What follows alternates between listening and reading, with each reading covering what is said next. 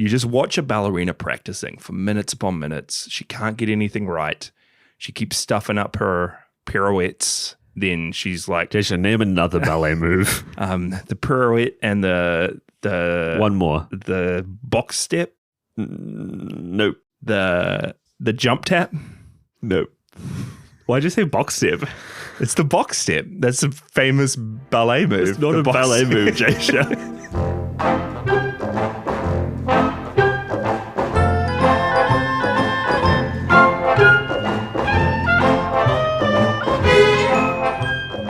We are the two Drake brothers. You're listening to Podzilla. Wow. Welcome back, guys. I'm Jasha. This is Micah. That's me. Hey. We are officially the two Drake brothers. Yeah. There are no other Drake brothers. We are the two. That's us, me and you. And this week, we're out of our wheelhouse a bit, but we're going back into our wheelhouse because from the get-go, Podzilla was about covering Godzilla movies, covering Godzilla, everything he appears in. And recently, we've been covering Gamera, the big old turtle, you know. Get him out of here for this episode because we're going back to where we started from, back to our roots. We're talking about Godziban, the first season, the puppet show that's on YouTube where the three Godzilla brothers have adventures on Godziban Island. I've heard rumors. I've heard whispers throughout the seasons we've been doing this pod. Yeah. I remember we've changed our format a little bit, but episode by episode, we used to like specifically call out the monsters and then specifically say the next time they're going to show up. Did we do that? Yeah. Back in the day, I was like, whoa, this is megaNEWSlon. And he appears in this and this and this and this and this game and that game. And Godziban. And then we've been slacking since then. But yeah. Sounds like a lot of work. We said Godziban a lot. Always on that list was he appears in Godziban. And we're finally getting to that point now where we can watch the famed Godziban that's been hyped up for seasons upon seasons of this show. And we understand every single reference, every character, every quote, every location. Yeah. But we've been lying to ourselves in all honesty because we've recently said we've covered everything Godzilla. No. Is this the final? This is the last hurdle before the next season of Chibi Godzilla. These two are the ones that we need to check off our list. But we're making a start.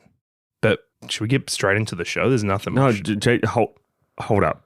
Out in the Chandler Maru, here in space, I haven't heard a signal for the last few weeks.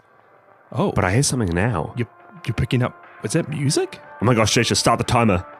wait, is this battle line music? It's Battle Line Battle Minute. You ready?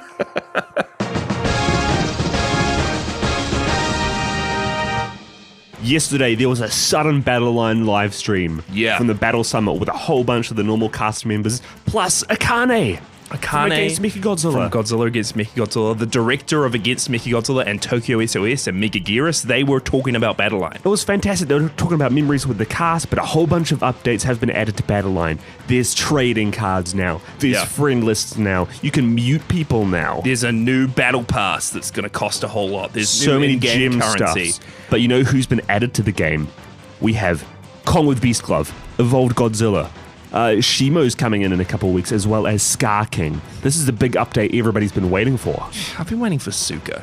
Suko? They refuse to give us Suko. They give us Shimo. Hey, Suko's a bronze unit. I'm going to get back into Battle Line in all seriousness. You know what my favorite part of the stream was? What? It was the director hinting that he might make another movie someday. No, he did not. I'm pretty sure he did. I'd be able to confirm if I could speak Japanese. Wow. Wow. I feel like there's a lot more to talk about, but we've really shot ourselves in the foot with these. I won't talk about the BL, but I think the main cast member from Tokyo SOS, maybe the pilot of that movie, was calling in via a voice message, a video message, and he was tearing up, speaking to the director about how great his time was with the movie. Yeah. Like there was, like that, it was weird because that was a really cool stream that was kind of separated from the video game that shall not be named anymore outside of its allocated time slot, but more so just like a really cool celebration of all things Kuryu almost. Yeah, memorial of like those few Millennium movies. Yeah, check it out. It was good stuff. On the Godzilla Toho YouTube channel. In all seriousness, not mentioning the game that shall not be named. I don't know if I'm even allowed to go on like this. Legally in our contract, I think we've only got a minute to talk about it. But I think that I will start playing that A certain game that may or again. may not be Godzilla Kong Titan Chasers. Maybe. Who knows? Could be. But the addition of something that may or may not be trading cards gets me really excited. Other than that, Jasha, Yeah. Any more signals you're getting out there? purely in comic book news, Jasha, this is adjacent. Okay. We have just had the big lineup of Justice League versus Godzilla? Godzilla versus Kong versus the Justice League, whatever that's called. Whole bunch of them. Kind of adjacent to that, we have news of issue 1 of a new comic, Ultraman X Avengers, Hey. coming out in a couple months. Cool. Seriously adjacent comic. And I'm hoping that it's all going to lead to a team up. Marvel, DC, Godzilla, Ultraman. I love it. Monster vs. Godzilla. Normal Ultraman. Shin, even. Oh, flip. Shin, even. Wow. Wow. Yeah, I'm excited to hear what you think of that when you get up to date with reading through your Marvel comics. Yeah. Very excited. Yeah. Speaking of megaNEWSlon and speaking of megaNEWSlon, I was very happy that there was some megaNEWSlon referenced in what we're going to be covering today, Jasha. Yeah. But before we get into that, there is actually big news. It's not comic book related. Yeah. No, there isn't. Adam Wingard is no longer directing the next Godzilla movie, Micah. The one piece of news you gave me. I told you to talk about this, and you're talking about Ultraman comic books? It's important, man. Adam Wingard, yeah, everyone has assumed for the longest time that, I guess, Godzilla versus Kong 3, Godzilla Kong 3. Well, he's mentioned that he's had plans for a trilogy and that his iteration of evolved Godzilla in the recent movie was like the middle step towards a final form of some sorts. Yeah, and we all just assumed he was making the next one. It was almost guaranteed, but news has come out in the last week that he has had to step away because of scheduling conflicts with another movie he's making. So it's very interesting that they weren't really willing to wait for him to make the next Monsterverse movie. It's obviously done very well for Warner Brothers, and they're just going ahead with the next one with or without him. Godzilla's had an all-time high. I don't think you can really blame them. No, and to be honest, I love Adam Wingard, but my favorite stuff of his isn't the Godzilla movies. Like, I loved Your Next. You loved The Guest. And The Guest, yeah, the like indie horror movies that he made. And I think I'm excited for him if he's going to like make something like that again. And I'm excited for the Monsterverse if they're going to get a new creative force behind it, because I think that's where the Monsterverse shines when they've switched up the directors in the past. Yeah, when each movie has its own distinct feel and tone. So I'm not sad. Yeah. That's why people have loved the contrast between -1 and the New Empire. Exactly. It's because they're so different. That's why people love Heisei and Millennium and some of those movies. Yeah. So it's leaving room for a step in a new direction. Yep. I'm excited. I'm hopeful. I think this is the best outcome. The best? Oh. Yeah. I'm stoked. Man, exciting. But anyway, that was important, megaNEWSlon. Can I get back to my megaNEWSlon segue? Yes, please. Sorry. You know what else I didn't know that's what you were appeared setting in? up. What did they You know what appear else in? megaNEWSlon appeared in? What? Is this little YouTube show called Godziban. megaNEWSlon did not appear in it. I've got receipts. I can look it up right now. What are you talking about? The megaNEWSlon weren't in the first season of Godziban. Did you not see them? No. This megaNEWSlon segue is not even going to work. What are you talking about? Jasha. A megaNEWSlon-shaped plant appears in the Godziban episode Fly Toward the Future. The one with Baby Rodan, and because all the monsters are vegetarian, it ate a plant that looked like megaNEWSlon. Okay. You do not remember that. I'll let you off because the you're hook. too busy writing your notes while I was sitting there fully immersed. Well, if you were so fully immersed, Micah, Yeah. why don't you bring us in to Godziban season 1? Why don't you give us a synopsis? I want like a paragraph or a couple paragraphs, maybe. A couple paragraphs. Yeah, go for it. Because you know it so well. You're paying so I much was attention. immersed. Like 500 words or less, if you could just give me one. Or less. I can give you or less. 500 words or more. Godzi Island. a land filled with wonder and puppets, specifically those of our favorite trio of brothers, Godzilla-kun, Minya, and Little. These three brothers venture across the landscape, meeting new friends and familiar faces, as well as some crazy antagonists. Can I redo that? No, just go on. Add to it, please. Swapping between segments of us following some of our favorite kaiju, as well as taking a... Yeah, continue taking a...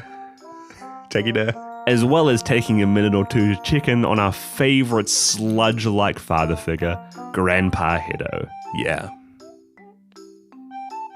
But Jasha, that wasn't your favorite segment. I want to say that your favorite segment was of little Kamada-kun? That wasn't my favorite segment, but that was a segment. Kamachi? Kamachi? Yeah. It's not Kamachi, it's Kamada-kun. His name's Kamachi. Bro, you didn't take notes. Because I was fully immersed. This is a shambles. Jasha, it's Kamada-kun. It's Kamachi. Can you just Google Kamachi for me, Godziban? So you think Kamachi can't stand on its own, you have to have Godziban there. The one in Godziban is Okay, yeah. Because it's a play on Kamada-kun and Chibi Kamachi. This is why we didn't want to do Godziban. Wrap up your synopsis. And they all have wonderful times and lives. And are vegans. Wow. That was great. That was something. Yeah. Anything you want to add to that real quick? No, I think there's any thrilling, relevant plot points that you need to know for a synopsis? You covered most of it. Good job. And look, no notes. Yeah, okay. Hats off to you. Yeah, to think there was a time in our lives that we thought about just covering all the Godziban in one go. Can you imagine what a slop that episode would be? Yeah, we were different men back then. Binging all of Godzilla Island, half of it in Japanese. Mm. Yeah, we've grown. Wouldn't do that again today. No. But yeah, you summed it up pretty well. To give a bit of history before we go into season 1 of Godziban, it is a kids show completely using Godzilla puppets. It is made by production company Koganimushi. A classic. And then it was actually, the whole show's being funded by Toho after Koganimushi made a Godziban short film for this like gemstone creators audition campaign.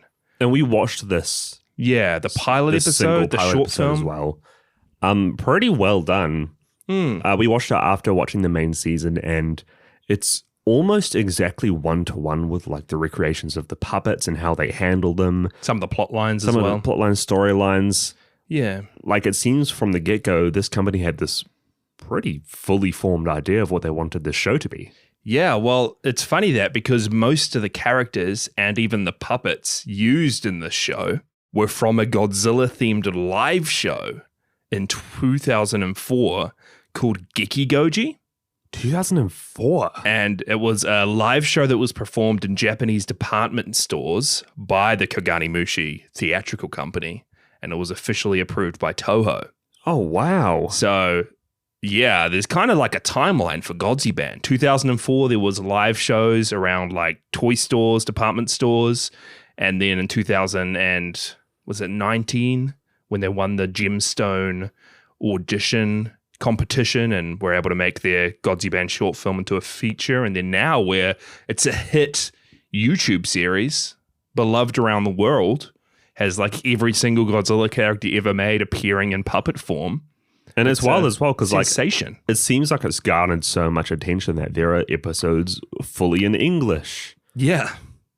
And most of the episodes end up mixing live action and the form of puppetry. And like Godziban's frequently mentioned in like Godzilla Battle Line, like you get posters, you get emotes, like it's just so ingrained in the Godzilla fandom now that Godziban is this huge, awesome thing, which is really funny. If you want to go a step further as well, like episodes of the online show reference episodes of the recent live puppet show that was done that reference the online show, which referenced the pilot, which harkens back to that 2004 puppet show.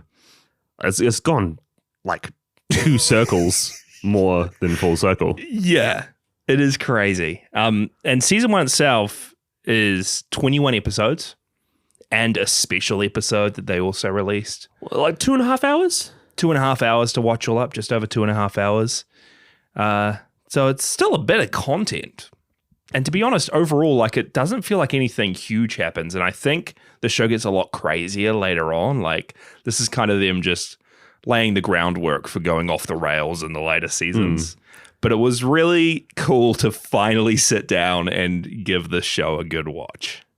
Because we have watched through all of Godzilla Island in the past, which has also been a Godzilla show done with toys aimed at children. Yeah. What would you say is the biggest difference between Godzilla Island and a show like Godziban? Well, I don't know. Even going a step further than that, like we've watched so many of these Godzilla children's focused shows because we watched Godziland, then we watched Godzilla Island, and then we've watched Chibi Godzilla, and now we're watching Godziban. And all 4 of them, like it feels like they're targeted towards the same audience. And a lot of the plot points are almost the same. Godzilla and his friends on an island learning new things, having wacky jokes. But if I can be honest, if I can come clean. Please. I think that Godziban does it best. I think it like incorporates all the bits of all these shows and just makes its own like variety special type deal. And I really fell in love with it. It's almost like the old Muppets show was back in the day. Yeah. Where you just have so many little segments thrown together of your favorite cast members. It feels very Muppet show. Like there was one point near the later half of the season where we get this short segment of the 2 little Mothra larvae. Yeah. Speaking together through tin cans with strings. And then we find that the Bactra larvae is there as well. And before that point, you hadn't really seen Mothra larvae as a main character. No. So seeing them have their own like 3 to 5 minute segment, it's cool that this is the type of medium where they can just kind of play around with every single kaiju at their disposal. Yeah, and with the segments, it's really fun as well because some episodes might have 3 different segments with 3 different casts of characters. The next episode might just have 1 segment that it stays on for longer. And if I could just cover the segments briefly before we talk about the show in general, there is Go Go Godzilla-kun, which is about the 3 Godzilla brothers. As you said before, Godzilla-kun, Manila, and Little. I will say it's really cool to see these 3 on like equal footing. Yeah, it is the cool. first time. It's really, really cool just to have all the monsters across all the eras in something together. Because I think Godzilla-kun, he looks like the Mothra versus Godzilla model? Sure. Almost. Yeah. Like Showa era Godzilla? Yeah. He's got that like distinct whitish brow. The brow, yeah. And then, of course, you've got Manila from Son of Godzilla, but then you've got Little from Space Godzilla. I like it because so often Manila feels like he's swept under the rug. Yeah. And to see a show that embraces him, but embraces everybody else at the same level as well, it's just great. It does definitely seem like if there's a piece of Godzilla media, they often just pick Little as the little Godzilla, or they just pick Manila. So it is really, just fun to have them all together. And their segments are kind of them, I think they're trying to hone their skills as part of the Godzilla family, would you say? Yep. Learn how to use their breath attack, learn how to hit things with their tail. Learn how to be good Godzillas. Yeah. And on the flip side, you have the attention Godzilla segments, which is about their cousin, Kamachi, who appears to comfort distressed women in their times of need. This is like the weird segment of the whole bunch. This is the segment I look at and I'm like, how is this meant for kids? How is this allowed? Like it's not around everything else. It's not dark, but I guess it is kind of dark. The best example I could give is, you know how so many horror movies, it gets to a point where like the movie starts becoming real crazy and gory and everything goes into a full-on massacre. Yeah. This straddles like the minute before everything goes down. Yeah, that's a good way to put it. It's just like, Like you're so on edge whenever you're watching this because something could happen at any minute. Yeah. And it sounds kind of crazy to say, but like legitimately, you have no clue if this crazy Shin Godzilla ripoff is just going to start, I don't know, eating some of these humans or what the heck. It's so surreal. It's wild because it's live action human cast. I think the first segment with them starts off as a woman is on a bridge and her boyfriend breaks up with her and she's just crying her eyes out. And then we hear like from the corner just this like hissing like and squelching slurping and burping.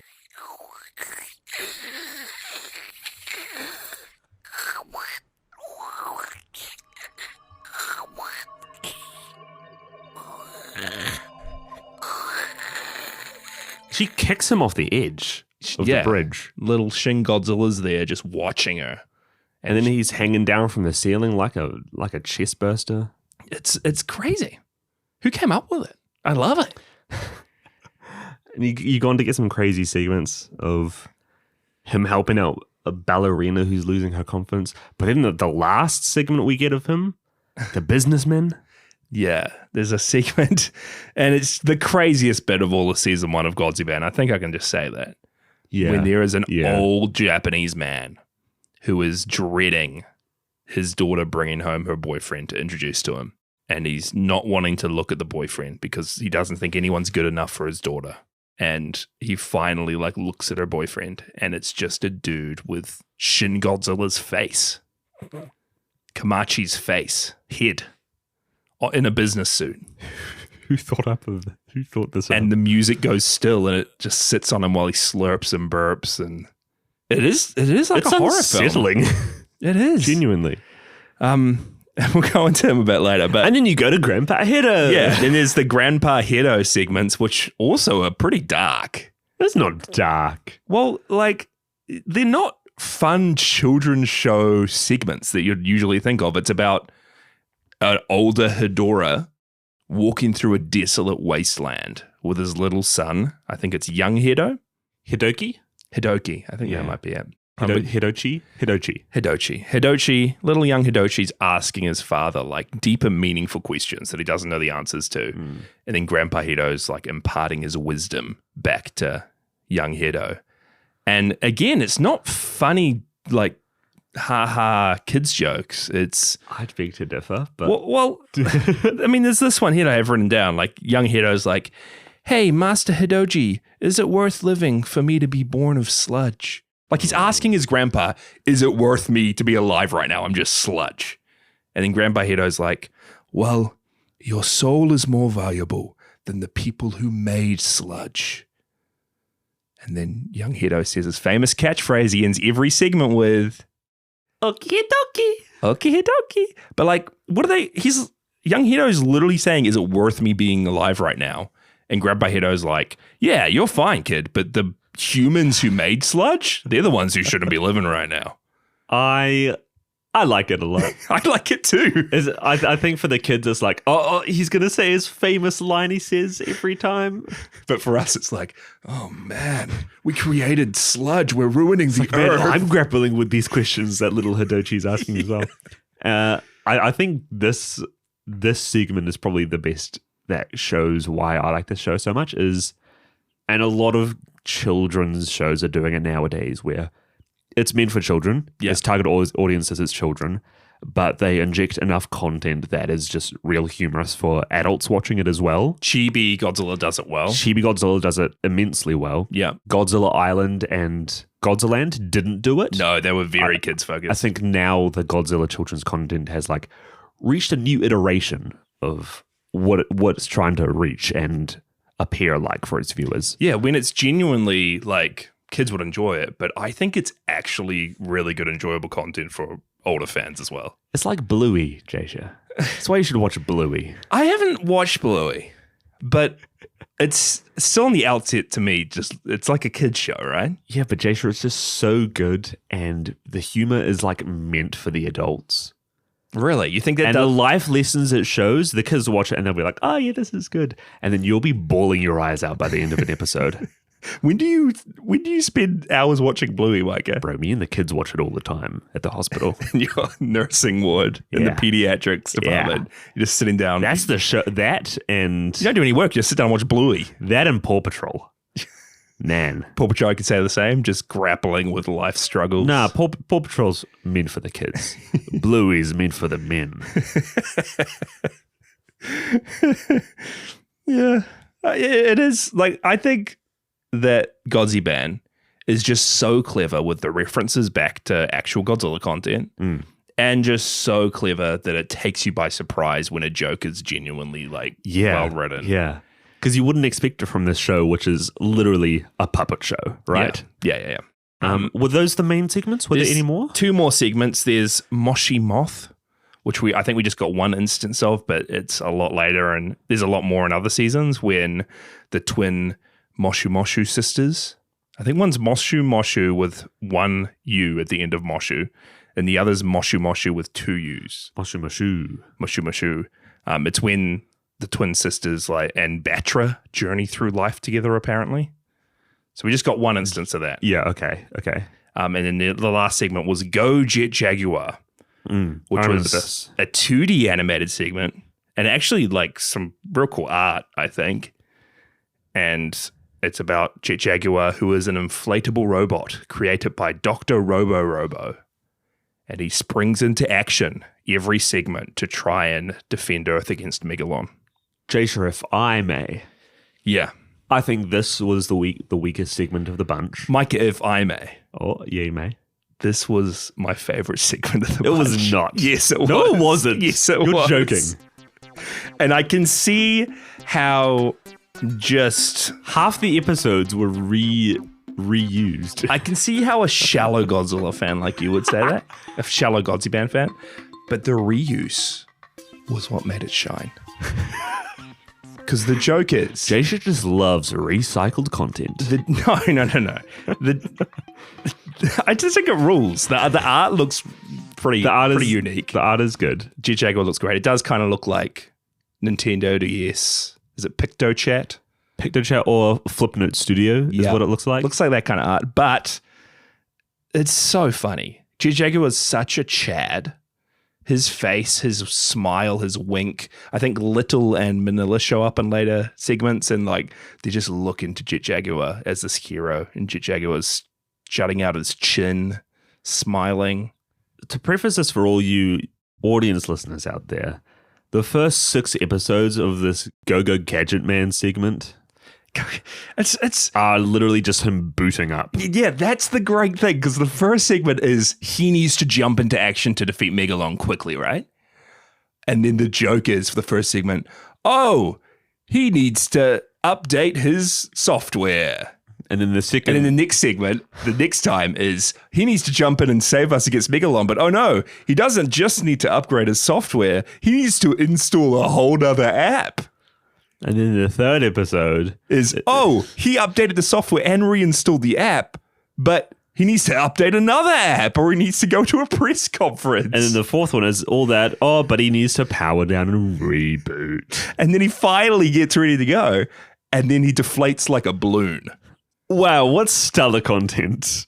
But that's the comedy of it. Were you not just losing yourself when for the 6th, 7th, 100th time you're watching Jet Jaguar try to download some software before he can fight a battle? I'm convinced this is Jasha's favorite segment solely because he was taking too many notes to get these episodes the first time around. Is this classic humor not funny for you?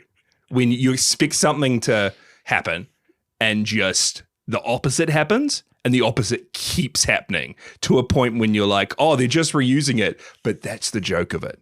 Like, I wouldn't want those segments to go any other way after the 5th time of him booting up. I don't know. I could take or leave him. So I don't want to hear one more sentence from you saying this is the worst segment. This is some of the best Godzilla content ever.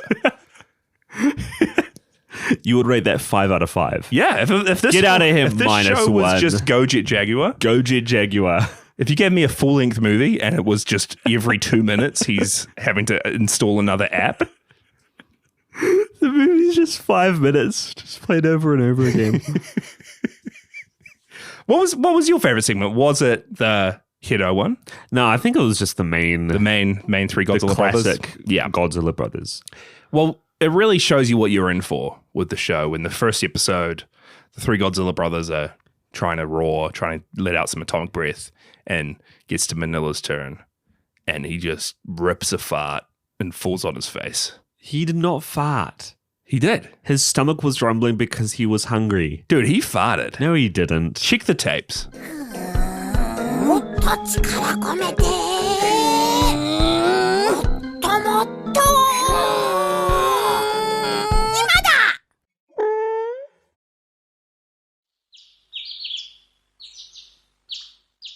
There you go. He farted.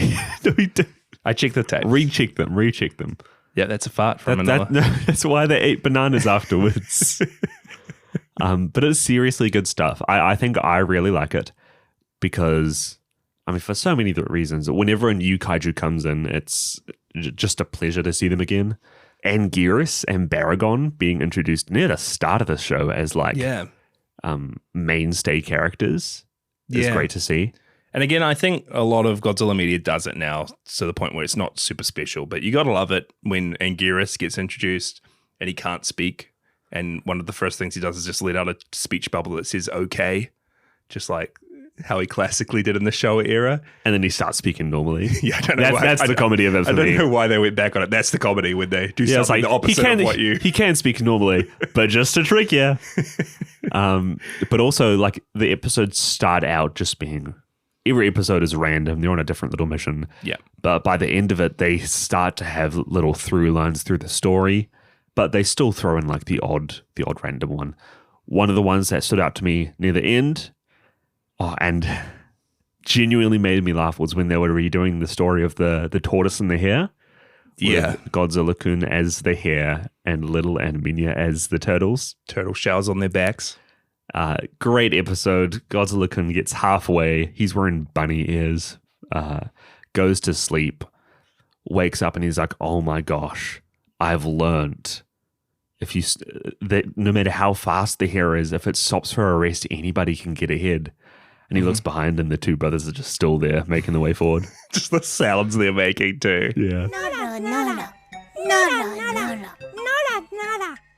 Nada, nada. Nada, nada. Nada, nada. Nada, nada. Nada, nada. A lot of good noises in this show. So many good noises. But they also like to reference Gamera a few times in this show as well. Yeah. I genuinely don't think you saw the reference. I think you were writing down some notes at the first one. I didn't see the reference. I can admit it. They're like, why are you two wearing turtle shells? Oh, he's wearing a shell. Are you trying to dress up as Gamera. Gam? And then it cuts him off. Oh, does that really happen? Funny. Yeah, there was some genuinely good episodes with those segments. I liked the Son of Manila episode. I think one was called Son of Manila. That's like a little arc, isn't it? Yeah, when they find an egg together, the three Godzilla brothers, and then Manila kind of takes it as his own. He's going to be the mum to whatever hatches out, and then it's baby Radon. And it's Rodan with like an egg. Baby Rodan with an egg stuck to his bottom half, his feet sticking out of it. It's like the classic character stuck in a shell. Yeah. I think the old like dinosaurs mascot show had a similar character. Mm-hmm. Yoshi's been there as well. Like a few different shows have this type of baby character. And the comedy when you've got Manila hugging this little baby Rodan for 5 minutes straight while Dorats are just pelting him with electricity. The Dorats come in and their thing is like, hey, we're here from the future, but we can only stay for, was it 3 minutes? 3 minutes at a time. And we just love eating eggs. So we want to eat eggs. We're going to eat that egg. So the whole episode is just Manila getting owned by these three Dorats. Just having to on the survive. verge of death until the 3 minutes is up.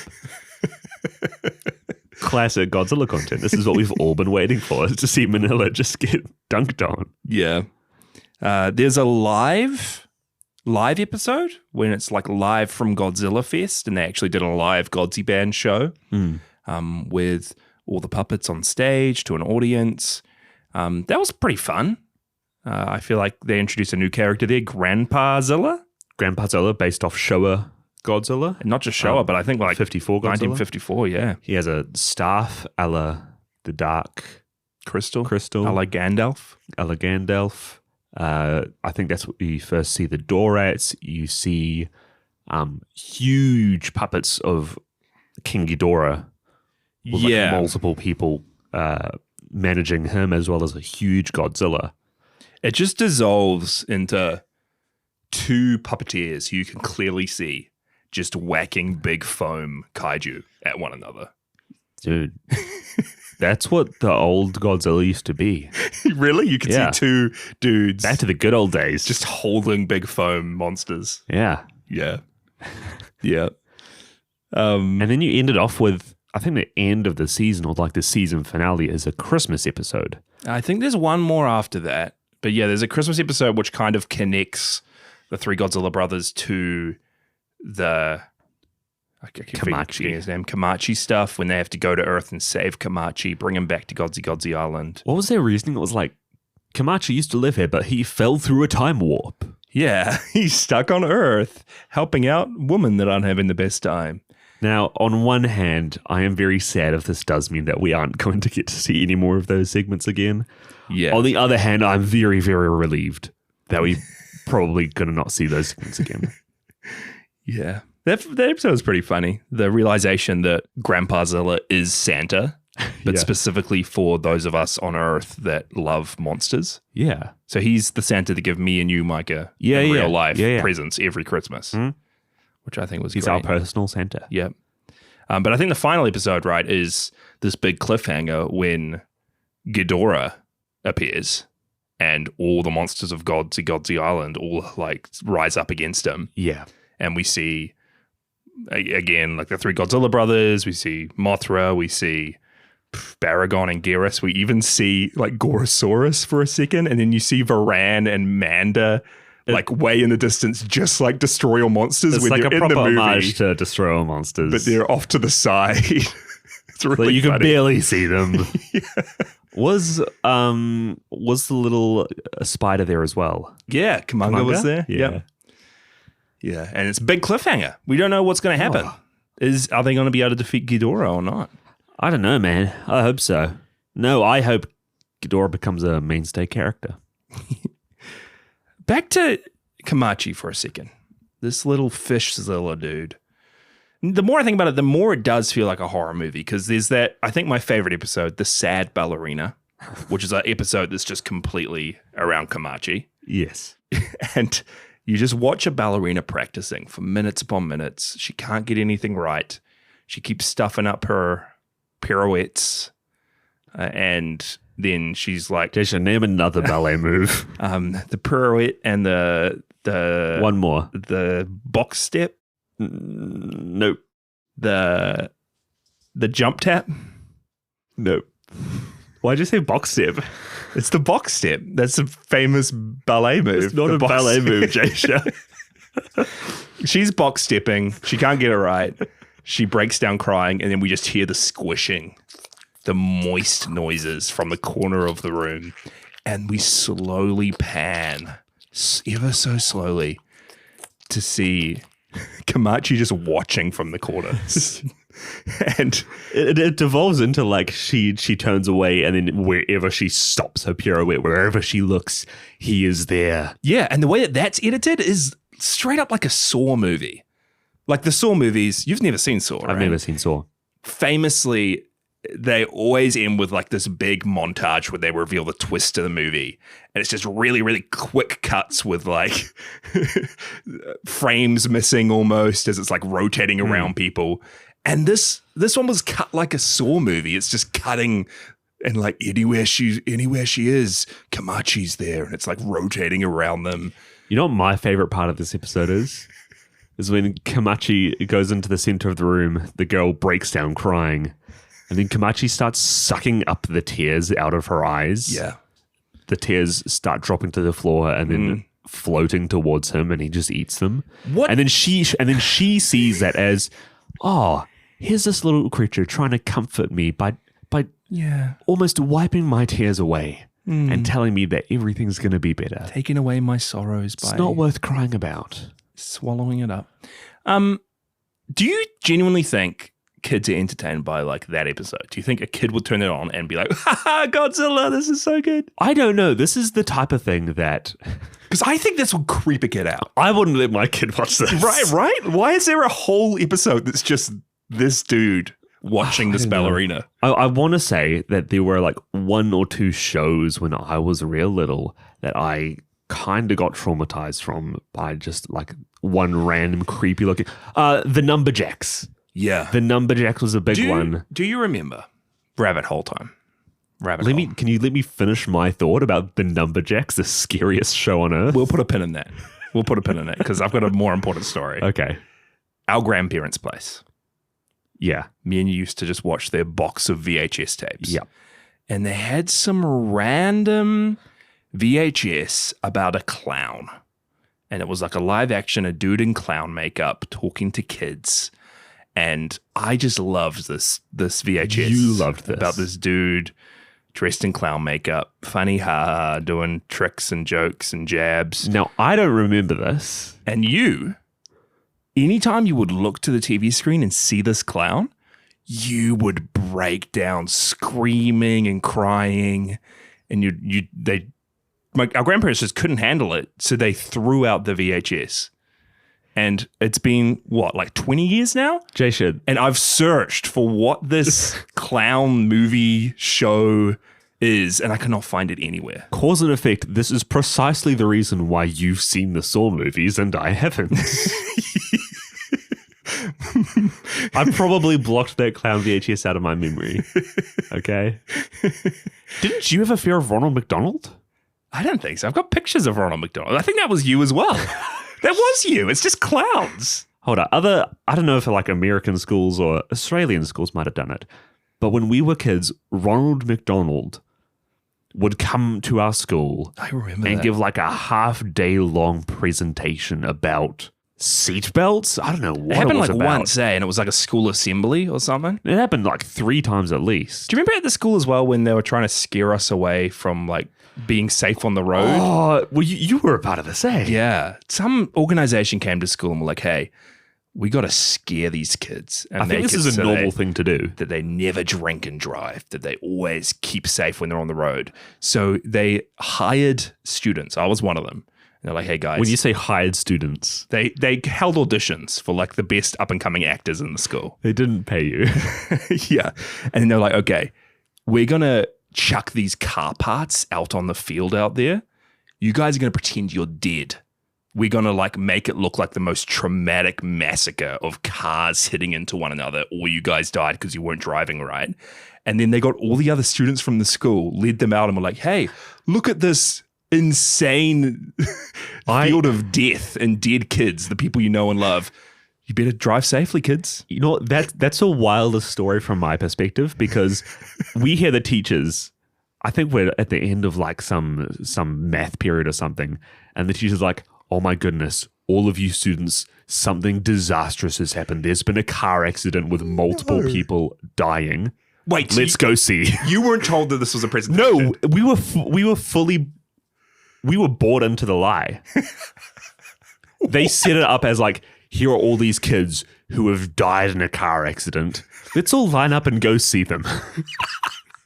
So we waltz out single file to the field where there is a clearly broken down car with 3 or 4 kids with ketchup like healed through the broken windscreen. The amount of blood. I could not Jasha is clearly breathing.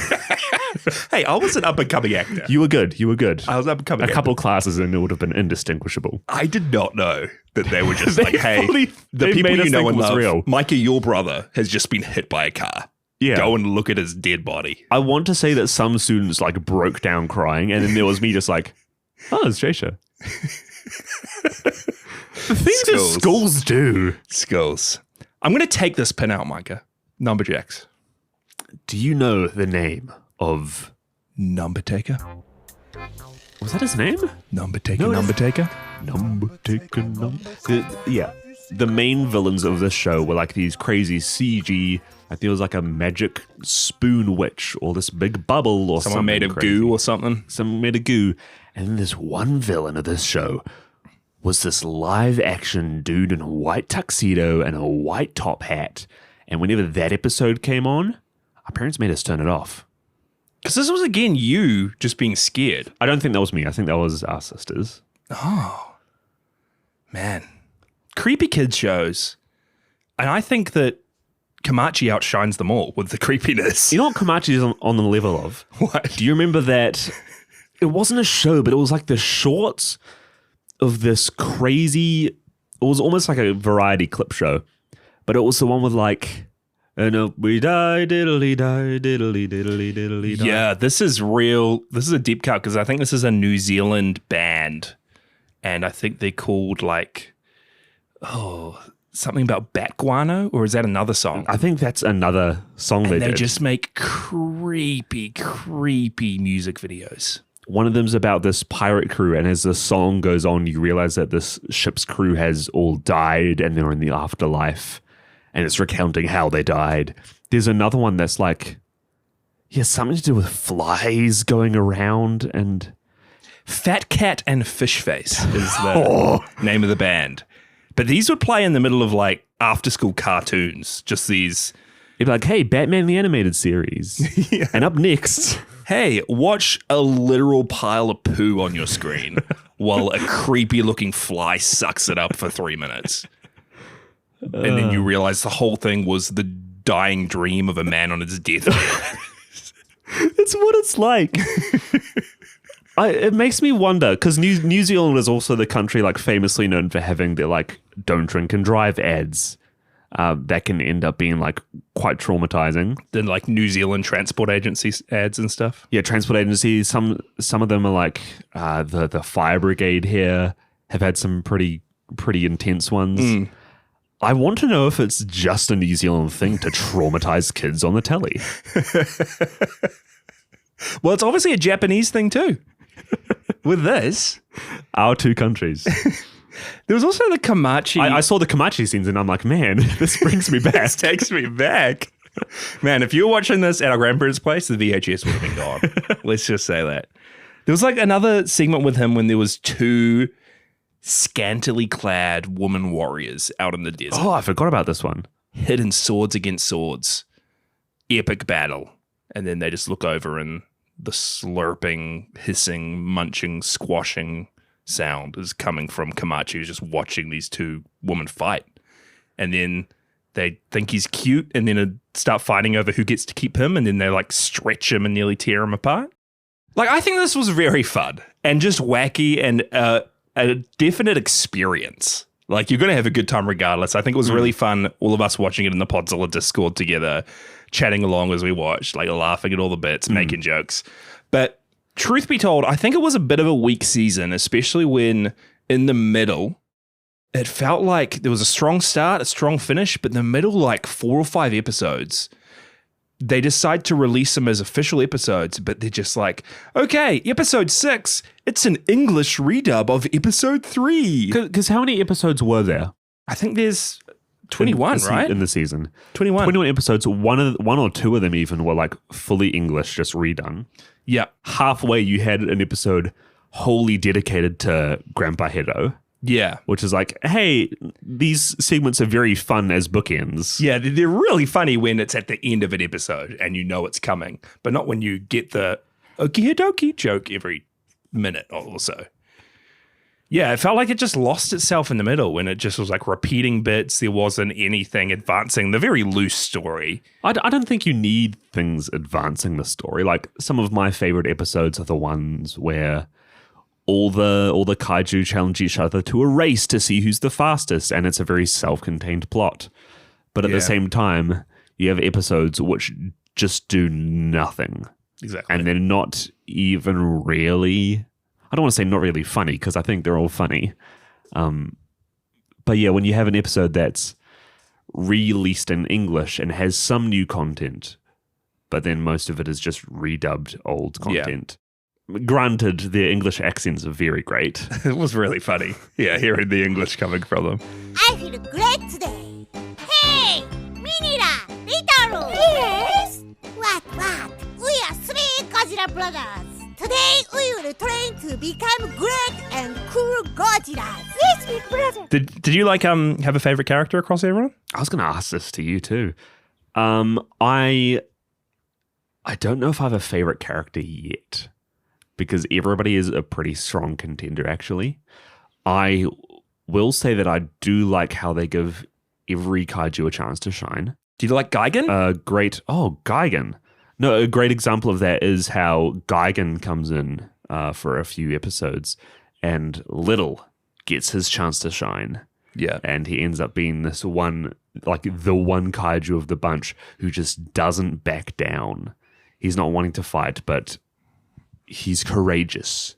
He's an honorable little kaiju. Mm-hmm. And Gigan's all right. I don't think Gigan steals the show for me. It was a funny episode because Gigan shows up, is like, I'm going to slaughter every single kaiju on this island. I want you to challenge me to a battle. And he goes to fight every kaiju. And they're just the cast of Godziban. They're like, hey, you want to play a game? Oh, you want to go learn some skills? We're all vegetarians. And then he just brutally like pierces them with his hooks. And then I love the ongoing joke for the whole show that just Mothra is so OP. And it's just the best at everything because Gigan comes across Mothra and he's like, I'm not even going to bother with that thing. This worm walks past Mothra. But previous to that, we saw Mothra just own up at a running race. Mothra just beat all the Godzillas at getting to a cliff face the fastest. I want to say that at that point, one of the other characters is there and they're like, oh my gosh, this Gigan barely escaped with his life. I think it says that. Yeah. Yeah. It's real funny. I think I like Manila. Manila's good, especially in those first few episodes. Yeah, they really, really lean into his, he's clumsy. He's a bit of a dullard compared to the other guys, but he's got a good attitude and he's trying to learn. And the amount of times he just stuffs up or falls on his face or accidentally hits Godzilla-kun in the head with rocks or stuffs up.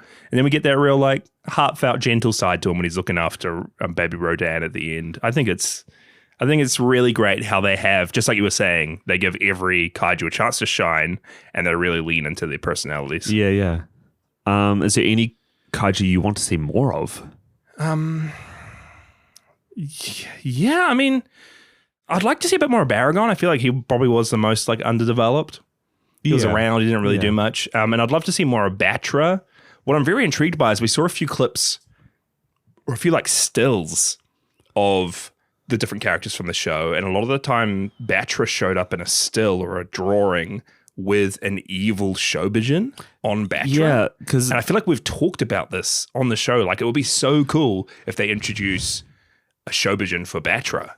And the closest we got was Balvera in the Rebirth of Mothra, but Batra wasn't there. It's hard because I don't know if it would work well for this show. You have some, they book in some of the special episodes with these graphics done in the same art style as the Jet Jaguar shorts were done with. And you see the two Mothra there with their Shobijin. But the actual show doesn't have Shobijin. And the closest thing at the end of every episode, you get this girl duplicated dancing at the end card. Just click here for another video. Man, the Stockholm Syndrome is real when you hear this for the 21st time, the Godzi Godzi song. And it's just the best thing you've ever heard. We got to learn these dance moves. There's specific choreographed dance moves to the Godziban theme song. Yeah.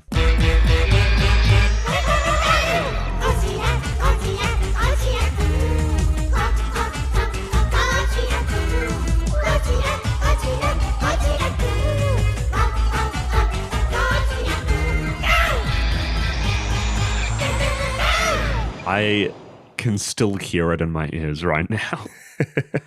They decide to change it out halfway and bring in more adult-looking, potentially Shobijin. Distressed woman that eventually Shin Godzilla is going to have to save from dancing.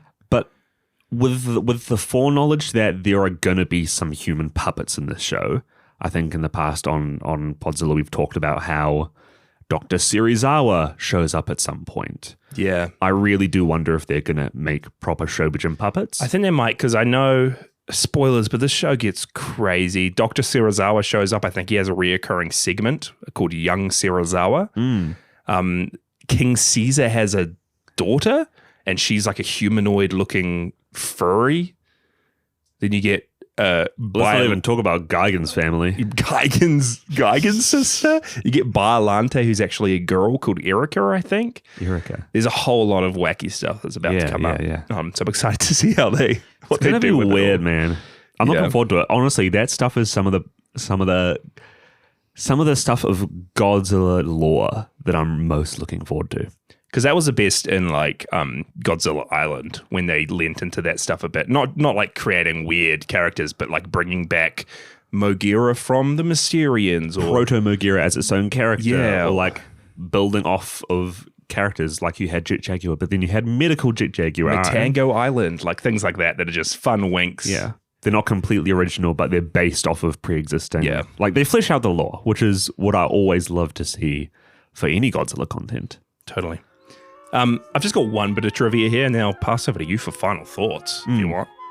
But the one piece of trivia is just that the creators of Godziban, Studio Kaganimushu, has worked on numerous other puppet projects before Godziban. Right. It did an Ultraman puppet program. I think you can watch that online. They also did a one-off puppet performance that had Ultraman, Kamen Rider, Gamera, and Godzilla Kaiju all together. Was this the stage show they did a few decades back? I don't know. It might be. It might be the same group. And they've even done a Daimajin show, apparently, with Daimajin. Oh, Daimajin show. Suits. So they seem to have their fingers in every kaiju pie, you know? And it all led up to Godziban as their magnum opus. You know what? It sounds funny you say that, but I do think that Godziban is a pretty good magnum opus.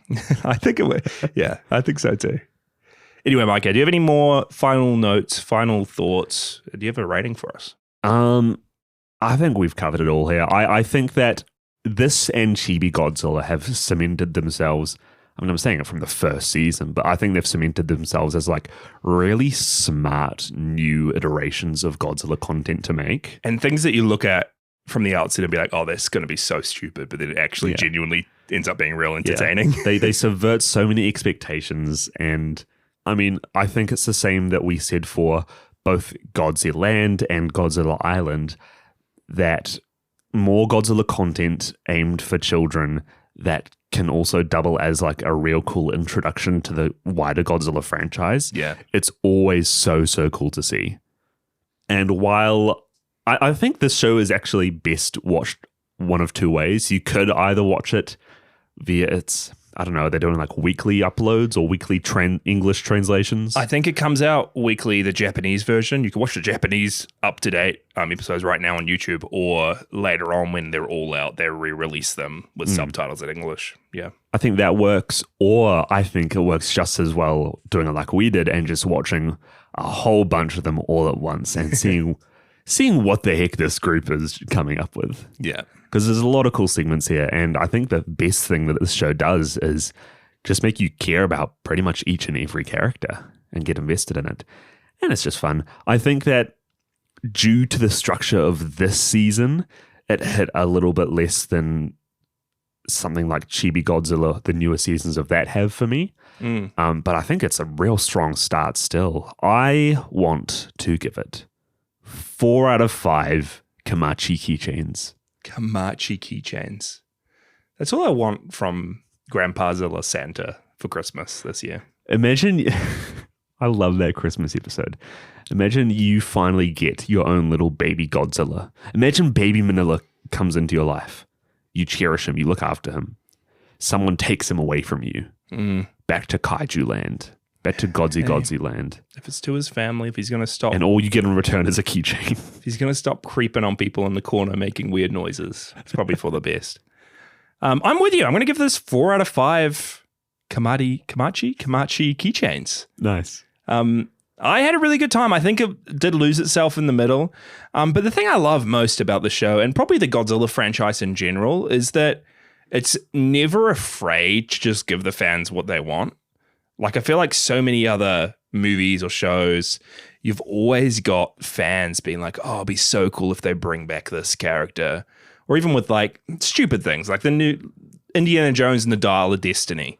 everyone wanted Short Round to be back. Yeah. But they never did it. Even things like in Avengers Infinity War, everyone was wanting like the Defenders or Daredevil to show up. They never did it.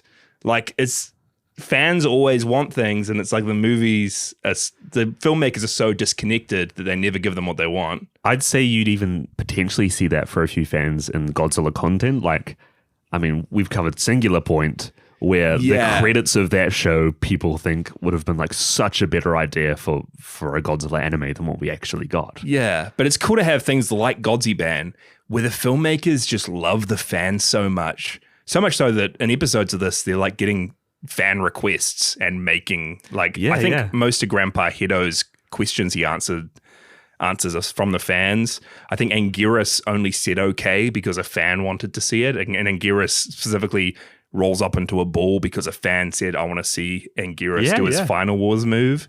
So they're so connected to the fans and what they want. And they have such love for the previous 70 years of Godzilla. I mean, the fact that we saw, like, for a brief second, Varan, Kumonga.